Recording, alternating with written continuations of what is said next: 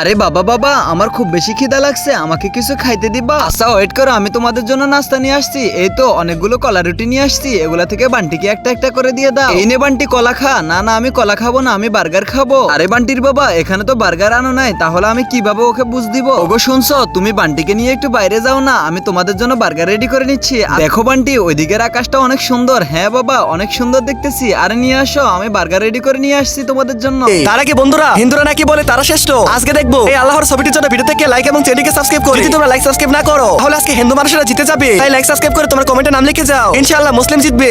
এই নাও বান্টি, তোমার জন্য সুন্দর করে আমি স্পেশাল বার্গার রেডি করে দিয়েছি। আরে তাহলে কলা কি করছো তুমি? আরে বান্টির বাবা, আমি তো বান্টিকে সুন্দর করে বোকা বানিয়ে দিলাম, কলাগুলোকে সুন্দর করে টুকরো টুকরো করে বার্গারের কলা বানিয়ে দিলাম। হ্যাঁ, তুমি একদম উচিত কাজ করেছো। বান্টি এমনিতে কলা খেতে চায় না। আরে আব্বু আম্মু মনে হয় আমাকে বোকা বানাচ্ছে। এই নাও, তোমাদেরকে আমি উল্টো বোকা বানিয়ে দিলাম। বন্ধুরা, ভিডিওটি ভালো লাগলে লাইক করে দিও, আর তুমি কোন ক্লাসে পড়ো কমেন্ট করে জানাও।